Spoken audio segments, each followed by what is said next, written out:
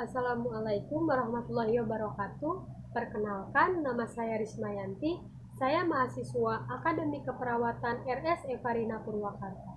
Saya di sini akan menjelaskan konsep asuhan keperawatan pada sistem endokrin dengan gangguan diabetes mellitus. Diabetes mellitus adalah masalah yang mengancam hidup atau kasus darurat yang disebabkan oleh defisiensi insulin absolut atau relatif. Menurut Dungus tahun 2000, diabetes mellitus adalah keadaan hiperglikemia kronik disertai berbagai macam kelainan metabolik akibat gangguan hormonal yang menimbulkan berbagai komplikasi kronik pada mata, ginjal, saraf, pembuluh darah, dan disertai lesi pada membran basalis dalam pemeriksaan dengan mikroskop elektron, menurut Mansur tahun 1999. Klasifikasi diabetes mellitus. Yang pertama, ada diabetes mellitus tipe 1, insulin dependent diabetes mellitus atau IDDM. Terjadi karena defisiensi insulin karena tidak terdapatnya sel-sel Langerhans. Yang kedua, ada diabetes mellitus tipe 2 atau non-insulin dependent diabetes mellitus NIDDM terjadi karena suplai insulin berkurang atau tidak cukup efektif sebagaimana mestinya, tingkat gula darah naik lebih lambat. Yang ketiga ada diabetes mellitus sekunder, terjadi karena akibat kerusakan pada pankreas. Yang keempat ada diabetes mellitus yang berhubungan dengan malnutrisi. Ada dua. Yang pertama ada kerusakan intoleransi glukosa atau KTG, yaitu konsentrasi glukosa antara normal dan diabetes mellitus dapat menjadi normal atau tetap tidak bertambah. Yang kedua, ada diabetes mellitus gestasional atau DMG, diabetes mellitus yang disebabkan pada saat kehamilan. Selanjutnya ada etiologi menurut Covid tahun 2000. Yang pertama, ada diabetes mellitus tipe 1. IDDM adalah penyakit hiperglikemia akibat ketidakabsolutan insulin. Pengidap penyakit itu harus mendapat insulin pengganti. IDDM disebabkan oleh destruksi autoimun. Yang kedua ada diabetes mellitus tipe 2 atau NIDDM disebabkan oleh kegagalan relatif sel beta dan resistensi insulin. Yang ketiga ada diabetes mellitus sekunder, terjadi karena pengaruh lain seperti kerusakan pankreas, obat-obat kimia, kelainan insulin, dan sindrom genetik tertentu. Yang keempat ada diabetes mellitus yang berhubungan dengan malnutrisi. Ada dua. Yang pertama ada KTG, yaitu kerusakan toleransi glukosa yang terjadi akibat konsentrasi glukosa antara normal dan diabetes mellitus dan dapat menjadi normal atau tetap tidak bertambah, bahkan dapat melebihi nilai konsentrasi tersebut. Yang kedua ada diabetes mellitus gestasional atau DMG. Diabetes mellitus yang terjadi pada saat kehamilan ini intoleransi glukosa yang mulai timbul atau menular diketahui selama keadaan hamil karena terjadi peningkatan sekresi berbagai hormon disertai pengaruh metabolik terhadap glukosa. Maka kehamilan merupakan keadaan peningkatan metabolik tubuh. Selanjutnya ada patofisiologi. Pasien-pasien yang mengalami defisiensi insulin tidak dapat mempertahankan kadar glukosa yang normal atau intoleransi glukosa darah, makan karbohidrat. Jika hiperglikemianya parah, maka melebihi ambang ginjal, maka timbul glukosuria. Glukosuria ini akan mengakibatkan diuresis osmotik yang meningkatkan mengeluarkan kemih atau poliuria, harus terstimulasi. Akibatnya, pasien akan minum dalam jumlah yang banyak karena glukosa akan hilang bersama kemih. Maka pasien mengalami keseimbangan kalori negatif dan berat badan berkurang. Rasa lapar yang semakin besar atau polikagia timbul sebagai akibat kehilangan kalori. Selanjutnya ada manifestasi. Yang pertama ada keluhan klasik, banyak kencing, poliuria, banyak minum, polidipsi, banyak makan, polikagia, dan penurunan berat badan atau rasa lemas. Yang kedua ada keluhan lain seperti gangguan saraf tepi atau kesemutan, gatal atau bisul, gangguan penglihatan, gangguan ereksi, keputihan. Selanjutnya ada penata laksanaan. Yang pertama perencanaan makan makanan yang beraneka ragam yang bisa menjamin terpenuhinya kecakupan sumber zat tenaga, zat pembangun, dan zat teratur. Makanlah makanan untuk memenuhi kecukupan energi. Yang pertama, 10-15% protein, 20-25% lemak, 60-70% karbohidrat. Nah, selanjutnya ada juga latihan jasmani. Nah, ini merupakan salah satu pilar penata laksanaan DM karena dapat menurunkan berat badan, meningkatkan kebugaran, meningkatkan fungsi jantung, paru, dan otot. Selanjutnya ada obat-obatan penurun gula darah. Asuhan keperawatan pada pasien diabetes mellitus. Yang pertama, ada pengkajian. Pada pengkajian terdiri dari pengumpulan data. Nah, dari pengumpulan data tersebut ada data biografi. Terdiri dari identitas klien, meliputi nama, umur, biasanya penderita DM tipe 2 berusia di atas 40 tahun. Yang kedua ada identitas penanggung jawab, meliputi nama, umur, jenis kelamin, hubungan dengan klien, pendidikan. Selanjutnya ada riwayat kesehatan. Riwayat kesehatan sekarang keluhan pasien pada saat masuk rumah sakit.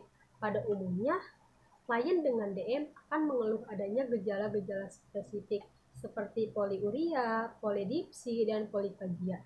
Selanjutnya, keluhan utama saat pengkajian, yaitu berisi tentang keluhan klien pada saat dikaji mencakup PQRST. Selanjutnya ada riwayat kesehatan dahulu. Perlu dikaji apakah klien tersebut pernah mengalami riwayat obesitas, hipertensi, riwayat penyakit pankreatitis kronis, dan riwayat glukosuria. Selanjutnya ada riwayat kesehatan keluarga, riwayat penyakit menular, riwayat penyakit keturunan. Kaji apakah pasien dan keluarga mempunyai penyakit yang sama dalam diabetes mellitus itu. Selanjutnya ada pola aktivitas sehari-hari. Perlu dikaji pola aktivitas selama di rumah dan selama di rumah sakit, meliputi pola nutrisi, pola eliminasi, istirahat tidur, personal hygiene, aktivitas gerak. Nah, perlu juga dikaji apakah klien mengeluh sering BAK terutama pada malam hari, serta kaji pula kebiasaan klien berolahraga atau beraktivitas dalam kesehariannya. Selanjutnya ada pemeriksaan fisik. Yang pertama ada sistem pernapasan. Biasanya frekuensi napas normal jika tidak mengalami komplikasi. Yang kedua, sistem kardiovaskuler.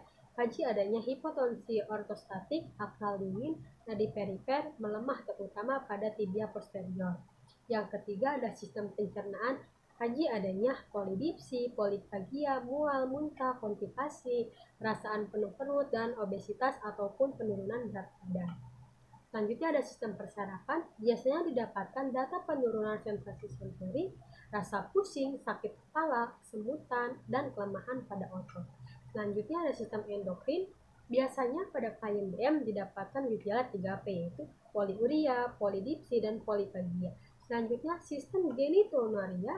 Biasanya terjadi pada pasien dengan frekuensi berkemih atau poliuria dan terkadang nokturia, rasa nyeri dan terbakar saat BAK. Selanjutnya sistem muskuloskeletal. Biasanya didapatkan rasa lemah, rasa letih, penurunan kekuatan otot sehingga klien sulit bergerak atau beraktivitas. Selanjutnya sistem integumen. Biasanya ditemukan turgor kulit menurun. Data psikologis meliputi konsep diri, status emosi, pola coping, dan gaya komunikasi. Selanjutnya data sosial. Perlu dikaji tentang persepsi klien terhadap perawat, terhadap dokter, terhadap lingkungannya. Selanjutnya data spiritual. Dikaji tentang adanya keyakinan dan persepsi klien terhadap penyakitnya dan dihubungkan dengan agama yang dianut oleh klien. Selanjutnya ada data penunjang, yaitu tes toleransi glukosa atau TTG, gula darah puasa normal, insulin darah, HB glikosid, trombosit darah atau HT. Program dan rencana pengobatan. Yang pertama, menjaga penderita DM agar tetap sehat dengan menghilangkan gejala dan keluhan akibat penyakitnya. Yang kedua, memberikan kemampuan bagi penderita DM untuk menjalankan hidup senormal mungkin. Yang ketiga, mengusahakan dan memelihara kontrol metabolik sebaik mungkin dengan mematuhi program diet, olahraga teratur, obat antidiabetik, pendidikan, dan motivasi penderita DM. Yang keempat, lakukan upaya-upaya untuk menghindarkan diri dari komplikasi akut maupun kronis.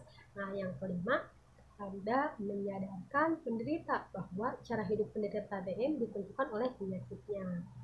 Selanjutnya ada analisa data, yaitu kemampuan mengkaitkan data dan menghubungkan data tersebut dengan konsep, teori, prinsip yang relevan. Ada diagnosa keperawatan, yaitu respon individu pada masalah aktual dan potensial. Diagnosa keperawatan. Yang pertama, gangguan pemenuhan nutrisi berhubungan dengan penurunan metabolisme karbohidrat akibat defisiensi insulin, intake tidak adekuat akibat adanya mual dan muntah. Tujuannya, kebutuhan nutrisi klien terpenuhi dengan optimal. Nah, kriteria hasilnya, nafsu makan meningkat, pemasukan kalori atau nutrisi adekuat sesuai program, berat badan mengarah ke normal sesuai dengan tinggi badan, kadar glukosa darah dalam batas normal. Intervensinya, timbang berat badan setiap hari atau sesuai indikasi, auskultasi bisi usus, catat adanya nyeri abdomen, kembung, mual, dan muntah. Identifikasi makanan yang disukai oleh klien, libatkan keluarga klien pada perencanaan makan sesuai dengan indikasi.